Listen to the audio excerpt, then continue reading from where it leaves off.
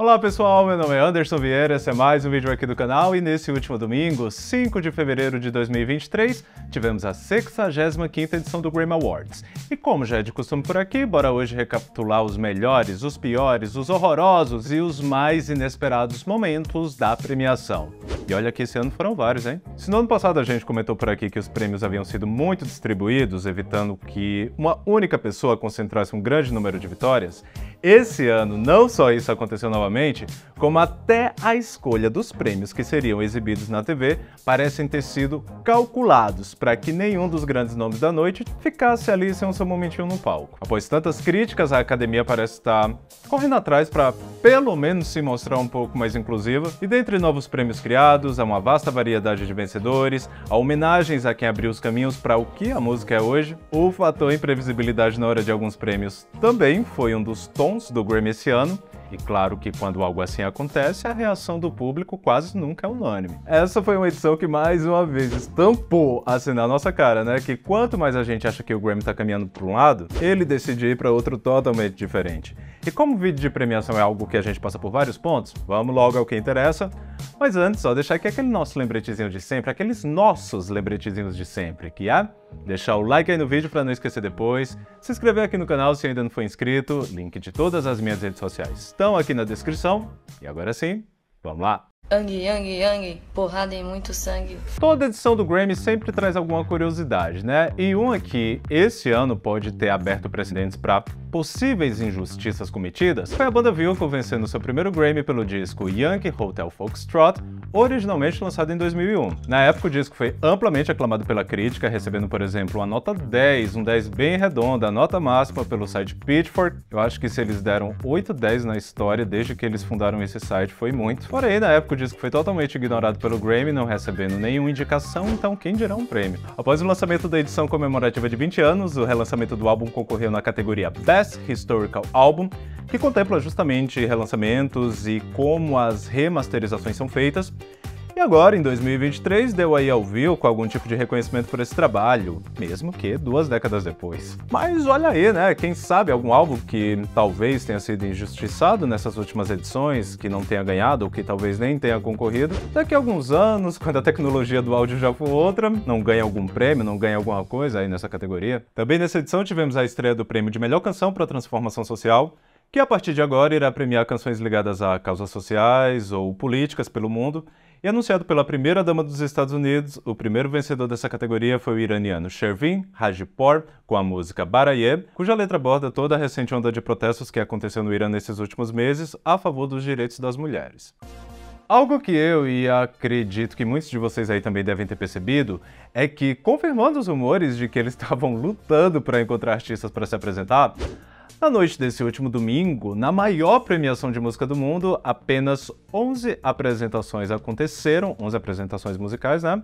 Nas quase 4 horas de premiação, nas mais de 4 horas, na verdade, porque isso foi começar às 10 da noite e foi terminar depois às 2. E sabe o que é engraçado e que me faz realmente acreditar que muita gente recusou o convite para se apresentar? É que basicamente todo mundo tava lá. Vocês acham mesmo que eles não convidaram a Adele, a Beyoncé, a SZA, a Taylor Swift, o Coldplay, a Doja Cat, o Kendrick Lamar, a Madonna, enfim, basicamente todo mundo que estava indicado nas grandes categorias, nas categorias principais, ou que lançaram grandes trabalhos recentemente, ou que já são consagrados, estavam lá na noite desse último domingo, mas todo mundo ali só para ficar sentado na sua mesinha e subir ao palco ou para receber algum prêmio ou para anunciar alguma coisa. Tanto que tinha uma hora que a parte mais legal era só deixar a TV ligada para ver o que era que ia acontecer depois e ficar no celular acompanhando as interações entre eles por lá. Como, por exemplo, essa selfie da Adele e da Lizzo na hora em que a Beyoncé estava fazendo um dos seus agradecimentos. Mas ainda assim, algumas apresentações foram muito boas, outras médias e outras... esqueci de falar isso agora há pouco, mas agora dá até para fazer um gancho. Mas, no que me pareceu ser nos mesmos moldes do Michael Jackson Vanguard que existe no VMAs, Dr. Dre foi convidado para receber o primeiro gramofone do prêmio que daqui para frente levará o seu nome, o Dr. Dre Global Impact Award. E isso foi logo antes do tributo aos 50 anos do hip hop, que reuniu alguns dos maiores nomes do gênero ao longo das décadas, bem como nomes da cena atual. vou falar que senti bastante falta da Nicki Minaj ali no meio da galera, já que, cara, o impacto dela na última década pro hip hop, pro rap, principalmente pro rap feminino, né, é algo inquestionável, mas até aí também sabemos o quão complicada é a relação dela com o Grammy. Não sei se foi por falta de convite, não sei se foi por ela mesma não querer ir, mas apesar dessa ter sido provavelmente a maior performance da noite, sabe quando fica aquele sentimento de tá faltando alguém aí, mesmo com 25 pessoas no palco? Já a performance pop, impactante, toda trabalhada da noite ficou por conta de Sam Smith e Kim Petras com Hole, introduzido por ninguém mais, ninguém menos que Madonna, e já causando desde o tapete vermelho, entregaram um momento mais contrastante do padrão tradicional do que o Grammy gosta que os seus artistas mantenham. E eu sei que muita gente até achou simples, mas vai dar lá uma olhadinha nas publicações que o Grammy e os canais oficiais da premiação fizeram para ver o que é que a galera tá falando. Enquanto Bad Bunny ficou com a responsabilidade de abrir a noite com o medley de Al Apagón e Después de la Playa, ambas do seu extremamente bem-sucedido Um Verano Sem Ti, o hip hop teve ainda um outro grande momento no encerramento da premiação, como a performance de God Did, do DJ Khaled, com Jay-Z, Lil Wayne, Rick Ross e John Legend. Homenageado pelo grande Stevie Wonder em um encontro de gerações com o grupo One More, além do cantor country Chris Stapleton, o tributo ao Smokey Robinson chegou a contar com a própria participação do Smokey Robinson em um dos momentos que você percebeu que mais levantou a plateia. Lizzo, Mary J. Blige, Stevie Lacey, Brent Carlile também fizeram ótimas apresentações dos seus respectivos singles indicados à gravação e música do ano, e também tivemos ainda Harry Styles com As It Was, que não estava no seu melhor dia. Não sei se ele estava nervoso, não sei o que é que pode ter acontecido. Eu vi uma matéria falando dos bailarinos, que tudo foi um caos na performance, mas pode ter sido também o cansaço dessa longa turnê que ele tá fazendo aí com a Love on Tour, pode ter sido várias coisas, mas também não achei tão tenebrosa quanto metade do Twitter pintou, mas também não vi nada de icônico como alguns fãs tentaram convencer. Foi meio fraquinha, mas também não é todo dia que a pessoa tá ali com as energias 100% carregadas. Dito tudo isso, vamos agora aos prêmios, que já começou com a grata surpresa ainda no pré-show, com Viola Davis se tornando EGOT, ao vencer nesse caso a categoria de melhor audiobook pela sua narração no livro Find Me. Após colecionar vitórias no Oscar, Globo de Ouro, Tony Awards, agora também Grammy Winner, é uma artista consagrada nas principais premiações de cinema, TV, música e teatro. Mais uma vez, Viola Davis é o nome dela. Meu Deus, é ela! Ainda na pré-cerimônia, a Rosalie ampliou ainda mais a sua coleção de prêmios e, após se tornar a principal vencedora da última edição do Latin Grammy, nesse último domingo, ela levou para casa o gramofone de ouro por melhor álbum latino de rock ou música alternativa. Muito querido e, ao mesmo tempo, muito criticado pelos fãs das divas pop com quem ele trabalha, Jack Antonoff recebeu o prêmio de melhor produtor do ano pelos seus trabalhos com Taylor Swift em All 12 10 Minutes Version, I Still Believe da Diana Ross e o álbum Dance Fever da banda Florence and the Machine. E até aproveitando esse gancho, vamos logo falar aqui, tirando a era Red finalmente da miséria, All 12 10 Minutes Version também venceu o prêmio de melhor videoclipe, trazendo para Taylor pelo menos um Grammyzinho para essa que foi uma das maiores eras da sua carreira. Agora finalmente, né, a era Red pode sentar ali ao lado da Fearless, 1989 e Folklore, lá na estante de prêmios que a Taylor deve ter na casa dela. Obrigada, universo, obrigada a Deus, obrigada ET. Indo agora então para os prêmios da premiação principal, cara, me diz se não dá para perceber quais são as intenções do Grammy só pelas escolhas que eles fazem do que vai ser transmitido na TV, do que vai passar no ao vivo, porque ficou muito claro que eles queriam que todos os A-lists possíveis que estavam ali naquela noite fizessem os seus agradecimentos na TV. Porque, vamos lá, vocês acham que se o Diplo, por exemplo, tivesse vencido o prêmio de melhor álbum de dance ou eletrônico, eles teriam colocado isso na premiação principal? Não é. Eles colocaram porque eles sabiam que a Beyoncé tinha vencido e eles queriam o agradecimento dela no ao vivo. Outro exemplo, ano passado, o prêmio de melhor performance pop solo foi entregue também na pré-cerimônia, e olha que quem venceu esse prêmio foi a Olivia Rodrigo com Driver's License. Já seria alguém legal para eles colocarem no ao vivo também, né? Mas vocês acham que esse ano eles iam perder a única oportunidade que a Adele tinha para fazer um agradecimento? Não é. Eu não sei nem como foi que eles não mudaram o prêmio de melhor clipe pra TV, pra Taylor Swift também poder fazer o agradecimento dela. É porque melhor clipe não tem tanto peso assim no Grammy, né? É algo mais pro VMAs. E daí ia ser forçação demais se eles colocassem, porque eu acho que esse prêmio nunca foi exibido na TV, né? Se é a primeira vez, só por causa da Taylor Swift, ia ficar muito na cara. Mas enfim, qualquer gigante que tinha qualquer mínima possibilidade de fazer o seu agradecimento no ao vivo, fez. Entre eles nós temos o Bad Bunny, o Coelhão, o artista mais ouvido do mundo em 2022 e que das 3 indicações às quais ele concorria, levou a melhor e melhor álbum de música urbana. No dia do seu aniversário de 89 anos, o veterano Willie Nelson foi presenteado com o Grammy de melhor álbum country, desbancando nomes como Mary Morris, Miranda Lambert e Luke Combs, e em um dos agradecimentos mais ovacionados da noite, Smokey Robinson chamou ao palco Sam Smith e Kim Petras para receberem o prêmio por melhor performance pop por duo ou grupo. Com todo espaço cedido por Sam para que ela fizesse o agradecimento pelo prêmio, Kim Petras celebrou o fato de, naquele momento, ela fazer história ao se tornar a primeira mulher trans a vencer nessa categoria, dedicando parte do seu discurso até à sua amiga Sophie, que faleceu em 2021. Sophie, no caso, que, além de uma grande apoiadora da Kim, também já havia feito história em 2019 ao ser uma das primeiras mulheres abertamente trans a ser indicada ao Grammy. Justamente, aliás, em uma das categorias que a Beyoncé venceu esse ano, melhor álbum de música dance ou eletrônica.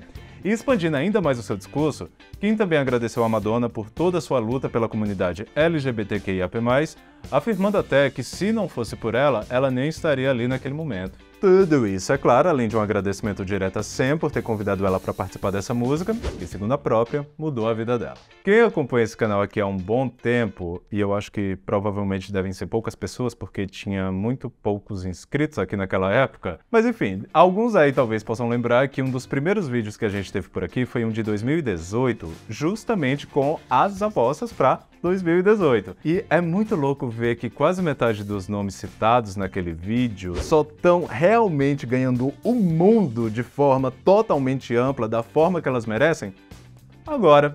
Porque, além da Kim, que a gente citou por lá, um outro nome que eu tinha citado por lá foi o da Ray, que tá aí agora, ó, estourada com Escape Zone.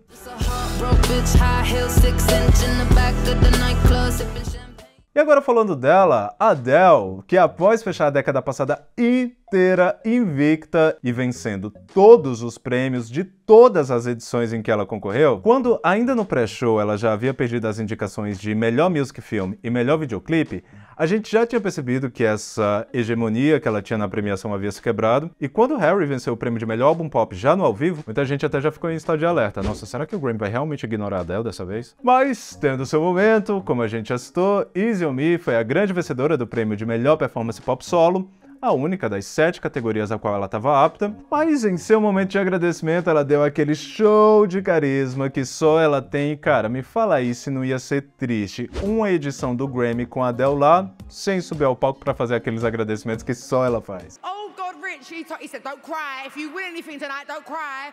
And here I am crying. Desculpa, gente. E bom, sabíamos que essa era uma edição que tinha muita peixe grande concorrendo contra peixe grande. Todo fã tinha certeza que era o seu fave que ia ganhar. Nossa, ninguém é melhor que ele é o melhor, ou ela, enfim. Mas o fato é que fora dessa bolha, fora da bolha de cada um, tava tudo muito imprevisível, até porque eram trabalhos muito diferentes entre si. E se até esse momento todos os vencedores que estavam sendo anunciados eram, independente da torcida, todos muito dentro do esperado, não é que justo na hora do Big Four foi uma queda do cavalo atrás da outra? O que até começou dentro das expectativas quando Chris Martin anunciou Lizzo como a vencedora de Record of the Year com About That Time, uma das minhas apostas, aliás, que eu fiz no meu vídeo de indicados. A tradição de que esse prêmio sempre vai para algum hit do ano se manteve, e da forma mais espontânea possível, Lizzo se emocionou, pulou, agradeceu Beyoncé por ser quem ela é e o que ela representa, e foi tudo muito fofo. Deu pra ver que essa vitória realmente pegou ela de surpresa, mas foi a partir daí que o público foi sendo pego de surpresa em cada um dos 3 envelopes finais que foram abertos. Sem música do ano, o prêmio dado pela composição, a gente tinha basicamente todos os principais vencedores da noite até então concorrendo entre si, o que até me deixa na dúvida sobre o quão dividido esses votos podem ter ficado. A diva do blues, Bonnie Raitt, foi a grande vencedora com o single Just Like That, pegando de surpresa qualquer um que não more nos Estados Unidos. Indicada pela primeira vez ao Grammy em 1980 e de lá pra cá vencedora de 11 gramofones, naquela noite, Bonnie já havia vencido os prêmios de melhor música tradicional americana e melhor performance de música americana. E não é que na hora do principal prêmio ao qual ela concorria ela acabou levando a melhor novamente. É até compreensível muita gente não ter escutado a tal música do ano. Vi muita gente falando, nossa, então quer dizer que só agora que eu vou escutar a música do ano precisou de um Grammy pra eu saber qual era a música do ano. Mas vamos fazer aqui uma comparação. Vamos supor que a maior premiação de música do mundo fosse aqui no Brasil. Vamos supor que o Grammy fosse aqui no Brasil. E daí todos esses gigantes estavam concorrendo aqui. Estavam aqui no Brasil concorrendo a esse prêmio. E daí eles estavam concorrendo com quem? Vamos colocar Alcione. E daí dava Alcione. A Alcione era a vencedora desse prêmio. Vocês acham que eles lá iam entender isso? Não, não iam. Mas a gente ia precisar dar uma justificativa do porquê a gente ia estar premiando Alcione? Também não. Acho que num paralelo seria algo mais ou menos assim. Sem contar também que era uma música muito bonita, mas que eu também não vou fingir aqui que eu já conhecia antes da lista de indicados sair, porque eu também só conheci quando a lista de indicados saiu. Mas uma coisa que eu acho que a gente até deixou passar batido e que já poderia ser um indicativo de que ela poderia ser a vencedora, tal qual ela foi, é que justamente Just Like That era a única música entre todos os indicados que tinha apenas uma compositora nos seus créditos, no caso, a própria Bonnie Raitt. E como a gente bem sabe, né, que o Grammy gosta de olhar com mais atenção, vamos dizer assim, para produções mais enxutas, tinha aí uma bela pista que ninguém pegou. Se bem que até nos Estados Unidos ela não estava assim tão cotada para vencer. Você podia ver a lista de apostas dos principais veículos de lá, como Billboard, Revista Time, Rolling Stone, entre vários outros, e nem no top 5 assim apareceu o nome dela. Então foi aí realmente uma surpresa para todo mundo. Tal qual o prêmio de Artista Revelação. Sim, esse mesmo. Esse que após 50 anos colocou o Brasil novamente entre os indicados de uma categoria principal no Grammy, sob o comando dela, Anitta, a garota do Rio, que olha só, 10 anos atrás, nessa mesma data estava prestes a conquistar o país inteiro com o Show das Poderosas, e agora senta lá, lado a lado dos maiores ícones da música mundial. Em 2012 eu já acompanhava o Grammy, e foi aliás até nessa edição que a Adele fez o rapa com o 21, e se alguém chegasse pra mim lá em 2012 e falasse que aquela garotinha que tava cantando Meiga e Abusada, dali 10 anos, ia estar lá naquela mesma premiação, sentando do ladinho da Adele e concorrendo de igual pra ela a uma categoria, não exatamente a mesma, né? Mas enfim, cada um no seu segmento, ia ser uma cena difícil de imaginar. Só que agora a gente já não precisa mais imaginar, porque essa já é a realidade. Eu sei que a Anitta é alguém que divide muitas opiniões e que criticar a gatinha é muito fácil, mas se nem mesmo pra quem é de lá é tão fácil assim chegar onde ela chegou, por exemplo, todo mundo aqui sabe que eu sou muito fã do Little Mix, mas se brincar, as coitadas nunca passaram nem na porta do Grammy. E olha que elas já são britânicas, então seria aí pelo menos um pouquinho mais fácil. Agora imagine então a Anitta, que saiu lá de Honório Gurgel, chegar lá onde ela estava nesse último domingo. Cara, só a indicação já valeu muito, e não é porque ela perdeu pra talentosíssima, no caso, Samara Joy, que isso, nossa, possa ser, sei lá, qualquer tipo de demérito, como alguns tentam. Até porque, olha só, de Taylor Swift a Justin Bieber, a Britney Spears, a Drake, a Frank Ocean, a Paramore, a Avril Lavigne, a Kendrick Lamar, todos esses concorreram nessa mesma categoria e perderam. E olha só, nada disso influenciou na carreira que cada um construiu depois. Então, pra quem torceu contra e quis fazer piadinha com o fato dela não levar o prêmio, cara, dá uma seguradinha aí, porque não foi nada demais não. Na verdade, foi até muita coisa, aliás.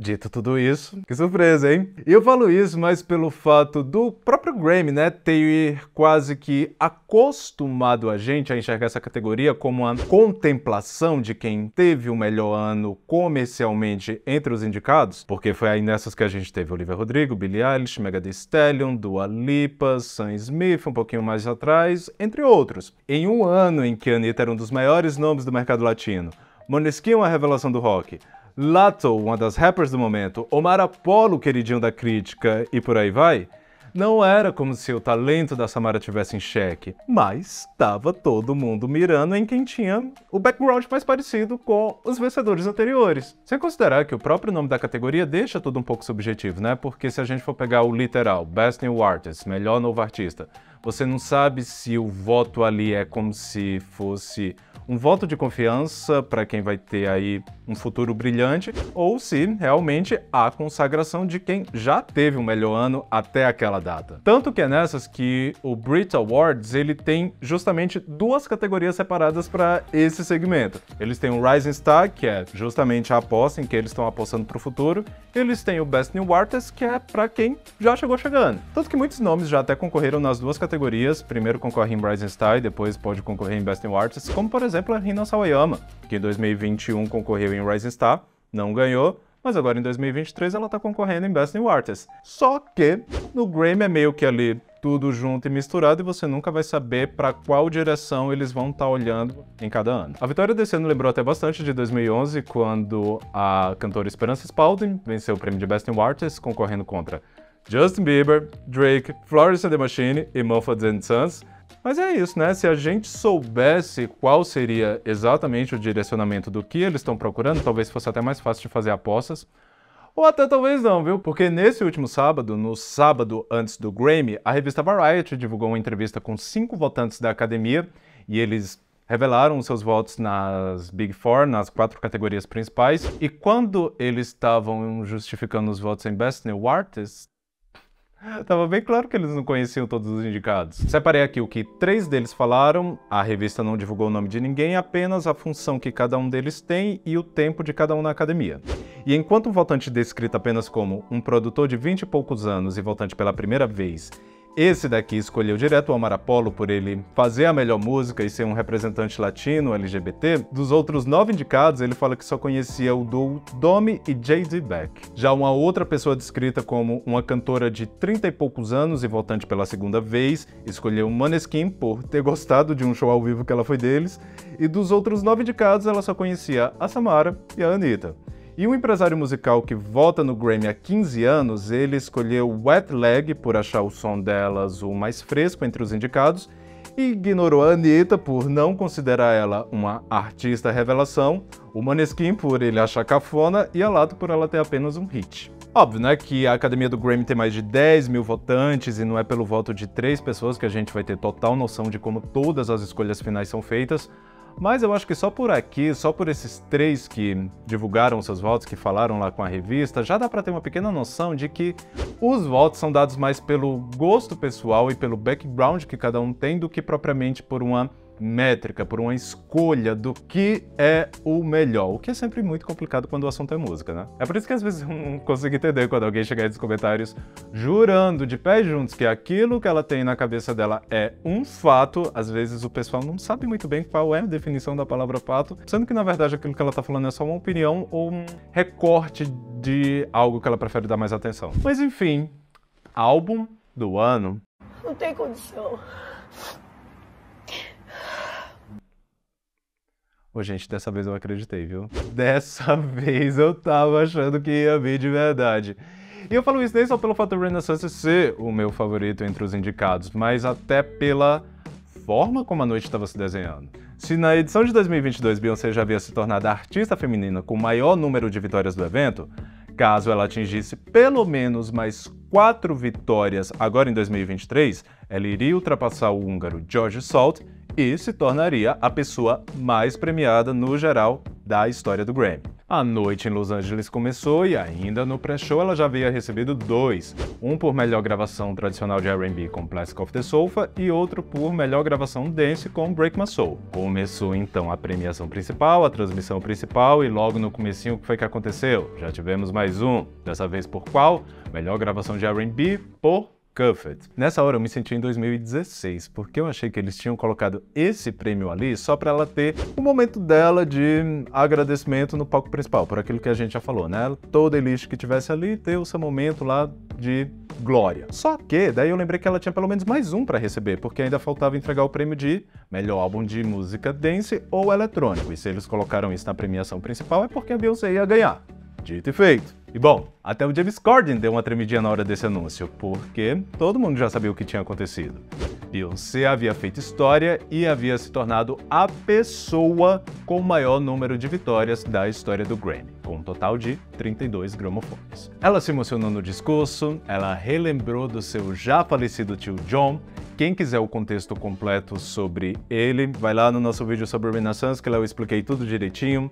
Agradeceu a sua família e principalmente a comunidade queer, tanto pelo suporte quanto por ter criado o som desse disco que ela havia lançado. O James Corden fez um baita discurso na hora de anunciar ela ao palco, o Trevor Noah fez outro baita discurso depois que ela terminou o agradecimento, falando que ela era melhor e pronto, era isso, fim de jogo, não tem ninguém melhor do que a Beyoncé aqui.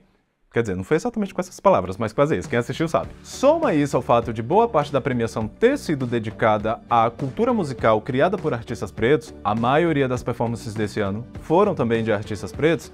Na minha cabeça, tudo isso era a construção de um cenário que seria finalizado justamente na hora da abertura do último envelope, na hora do prêmio principal. E ainda tinha o fato de que logo depois, quem era que ia se apresentar no palco? O Jay-Z. Depois que anunciassem o álbum do ano, Jay-Z iria subir ao palco. Então, até isso pra mim era um easter egg. Às vezes eu sou muito burra.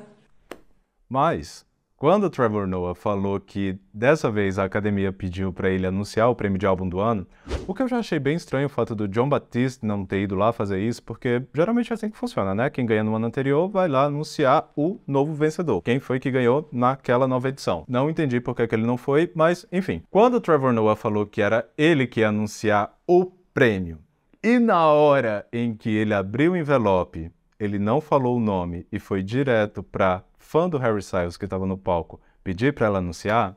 Aquele momento em que tudo que vinha vindo muito bem, de repente, começa a ir muito mal. Gente, foi uma quebra de expectativas que eu nem consigo descrever. Vou culpar o Harry Styles por causa disso? Não, né? Porque da mesma forma que, sei lá, não foi culpa da Samara Joy ter sido a vencedora do Prêmio de Artista Revelação e de eu ter achado muito errado o que os brasileiros fizeram em ir lá no Instagram da menina pintar ela das piores coisas possíveis por causa desse prêmio, também não tem como dizer que foi culpa do Harry ter sido escolhido nesse. Talvez o Renaissance tenha dividido votos com o Special da Lizzo ou o 30 da Adele e por isso nenhum deles venceu? Pode ser? Pode ser por causa daquele lance que eu nem sei se tem exatamente um fundamento propriamente dito de o álbum do Harry ter um número mais enxuto de pessoas creditadas e talvez isso tenha dado um destaque a ele? Pode ser também. Mas por mais que você considere todas as possibilidades, todas as métricas, todos os caminhos que levaram para essa escolha final, enfim, ainda assim soa como se fosse uma escolha tão avulsa. Não vou tirar aqui o mérito do trabalho do Harry, mas pareceu tão aleatório. E olha só, pra não parecer que eu tô sendo aqui um hater gratuito dele, sabe aqueles votantes que divulgaram os seus votos pra revista Variety? Vou pegar aqui exatamente o que um deles falou pra justificar o voto no Harry em álbum do ano, porque um dos 5 votou justamente no Harry, e essa foi a justificativa dele. Meu álbum do ano é o Harry's House. Eu ouvi muito? Não. Mas vi que todas as músicas foram muito populares no TikTok. Beyoncé é meu segundo lugar. O projeto da Lizzo era muito bom, mas as músicas são muito longas. O que eu mais ouvi foi o do Kendrick, mas ele não teve o mesmo destaque que os outros e não sinto que teve impacto cultural. Amiga, não tenho como te defender. Eu não inventei nenhuma palavra. Eu vou deixar o link da matéria da Variety aqui na descrição para quem quiser ir lá conferir como ele realmente falou isso. E assim, eu sei que não foi por causa desse único voto que o Harry foi o vencedor do prêmio de álbum do ano, mas quando um membro votante da Academia do Grammy vai dar uma entrevista para um grande veículo como a revista Variety, ele ainda tem coragem de falar que o motivo da escolha do voto dele para álbum do ano, o maior álbum do ano da premiação que é conhecida por, ou pelo menos deveria ser conhecida, né, por premiar a excelência da música mundial. Um desses votantes fala que o fator decisivo para ele foi a popularidade das músicas no TikTok. Essa pessoa quer o quê? Quem concordou com essa vitória? Quem acha que só tá reclamando quem não aceitou a derrota da Faith? Quer o quê? Que a gente bata palma? E se para um esse foi o motivo, como é que a gente vai saber quais foram os motivos para os outros? Como é que a gente vai saber qual é o motivo que tornou Beyoncé a maior vencedora da história do Grammy, a pessoa que mais venceu prêmios em toda essa premiação, mas apenas um único deles não foi em categoria de nicho? Em parte do seu agradecimento, o Harry causou uma pequena polêmica, né, ao falar que coisas assim não acontecem com pessoas como ele com tanta frequência, o que eu fiquei muito na dúvida sobre o que ele estava falando, né? Não sei se era sobre o fato dele crescer numa fazenda no Reino Unido e do nada estar no palco da maior premiação de música recebendo o maior prêmio da noite, ou se do estereótipo que vídeo uma boy band tem e o esforço ser muito maior para ser levado a sério. Porque a gente sabe que realmente acontece, vir de uma boy band, vir de uma girl band é sempre um outro caminho que você tem que trilhar para ser realmente levado ali a sério pelas pessoas. Não tô aqui dizendo que foi fácil pro Harry, porque não é fácil para ninguém. Se não fosse pelo talento que ele tem, se não fosse pela perseverança que ele tem, se não fosse pelo esforço que ele coloca no trabalho dele, talvez até hoje ele ainda tivesse confeitando o bolo lá naquela padaria que ele trabalhava antes de entrar no One Direction. Ele foi atrás do sonho dele e ele conseguiu. O que mais pegou é que em 65 anos que essa premiação existe, Várias pessoas como ele já ganharam esse prêmio. Se ele estiver falando que era por vir de um grupo e ganhar álbum do ano, George Michael já ganhou. Se ele tá falando que era por ser britânico, além do George Michael ser britânico e vir de um grupo, sei lá, tem tantos outros, Adele, Fleetwood Mac, George Harrison, Phil Collins. Mas enfim, vai que esse trecho do agradecimento dele era sobre algo que a gente não sabe, a gente só tá especulando, né? Porque ele não deixou explícito sobre o que era. Mas enfim, vai que era algo que tava na cabeça dele, que realmente faz sentido e ele tinha o direito de falar, ele realmente tinha. E quem é a gente para julgar o que alguém fala em um momento de emoção, né? Continuo gostando do Harry, continuo achando Harry's House um bom álbum pop, e é isso. Esse foi o rosto do Big Four nessa edição de 2023 do Grammy Awards. Lizzo, Bonnie Raitt, Samara Joy e Harry Styles. Mas que eu entraria no fogo pra saber como seria o agradecimento da Beyoncé por esse prêmio, eu entraria. E nada tira da minha cabeça que ela iria anunciar algo muito importante. E olha que eu nem falei do caso Kendrick Lamar, né? Que nesses últimos 9 anos já foi indicado 5 vezes a esse prêmio. Sei se a gente contar com que ele poderia ganhar caso o Lemonade tivesse vencido. E tá até hoje aí esperando dele. Vai falar que nenhum álbum do Kendrick Lamar era bom? Ui. Entre outros highlights do Grammy, tivemos, cara, a confirmação de que a Brandi Carlile deve ter realmente xingado alguém muito importante de lá, porque pelo 5º ano consecutivo ela estava indicada ali nas principais categorias, e pelo 5º ano consecutivo ela não levou nenhuma delas. Tal qual a Bjork, que esse ano recebeu a sua 17ª indicação desde 1994, que a Bjork é indicada ao Grammy, e até hoje segue sem nenhuma vitória. Bebe Rexha anunciou no Red Carpet que tá trabalhando no seu novo projeto, inspirado nos anos 70, e que aquele look dela já era ali, ó, um pequeno spoiler, e até brincou antes de chegar na premiação que tava indo lá só pra perder pra Beyoncé. Foi um se arrume comigo pra perder pra Beyoncé, o que realmente aconteceu, né, já que ela concorria apenas em melhor gravação Dance com One Blue, que, como já citamos, ficou com Break My Soul. Não podemos esquecer também das citações aos brasileiros Gal Costa e Erasmo Carlos, que foram lembrados durante o bloco de In Memoriam desse ano da premiação, mas certamente o que mais emocionou a galera por lá foi a hora em que o Quavo subiu ao palco para uma homenagem ao seu sobrinho e parceiro do grupo Migos, que faleceu aos 28 anos em novembro do ano passado. Entre momentos bons, maus, inusitados e aleatórios, o que vocês acharam do Grammy Awards 2023? Falem aí nos comentários. Bom, pessoal, espero que vocês tenham gostado desse vídeo. Se sim, deixa o like aí, se inscreve no canal se ainda não for inscrito, compartilha aí com o pessoal, aquele esqueminha. Beleza? Por hoje é isso e vamos nessa!